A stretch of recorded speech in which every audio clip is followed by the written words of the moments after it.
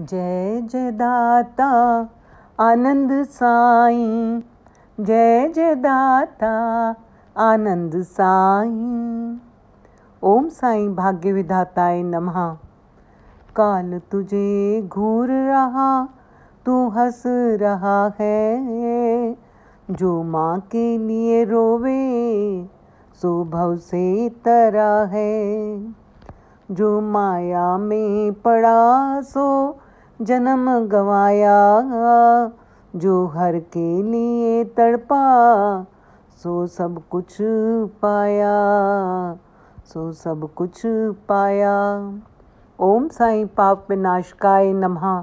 श्री साईं गीता श्लोक नंबर 2568।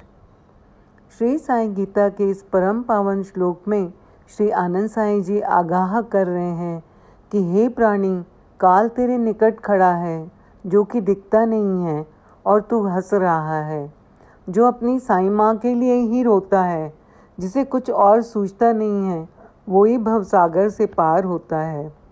और जो जीव माया के चक्कर में पड़कर व्यर्थ ही अपना जन्म गंवाता है, जो अपने श्री प्रभु के लिए तड़पा है, उसने सब कुछ पा लिया है।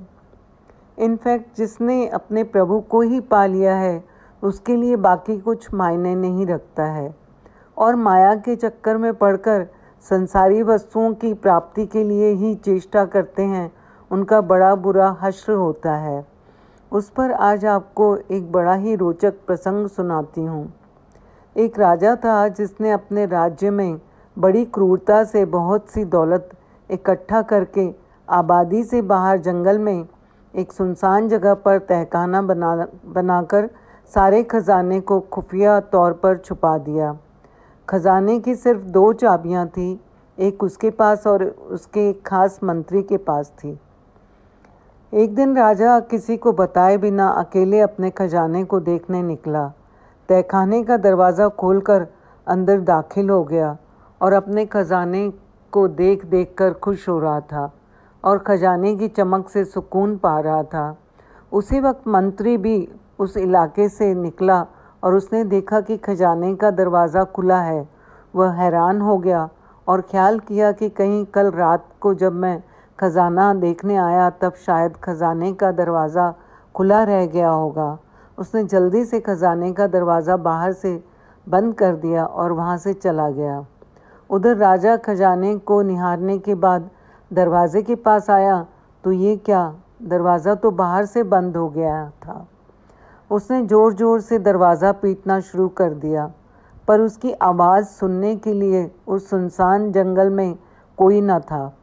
थक हार कर वो खजाने को देखता रहा।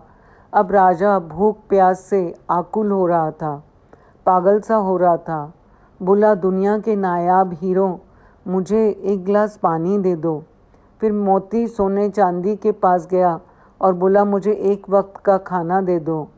राजा को ऐसा लगा कि हीरे मोती उसे कह रहे हैं कि तेरी सारी उम्र की कमाई दौलत एक गिलास पानी, एक वक्त का भी खाना नहीं दे सकती है। और वह बेहोश हो गया भूख के कारण। जब उसे होश आया तो वह दुनिया को एक पैगाम देना चाहता था। उसके पास कागज़ कलम तो नहीं था।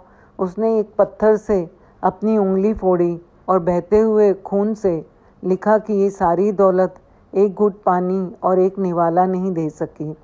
इस तरह उसकी मृत्यु हो गई। उसकी लाश को कीड़े मकोड़े खा रहे थे। उधर मंत्री पूरी सेना के साथ लापता राजा को ढूंढते रहे। राजा कहीं नहीं मिला तो मंत्री खजाने को देखने आया और सब नज़ारा देखकर सन्न रह गया। इसलिए मनुष्य को माया में न पड़कर मायापति के श्री चरणों में अपने आप को समर्पित कर देना चाहिए। हीरे मोती माल खजाना साथ कछु न जावे।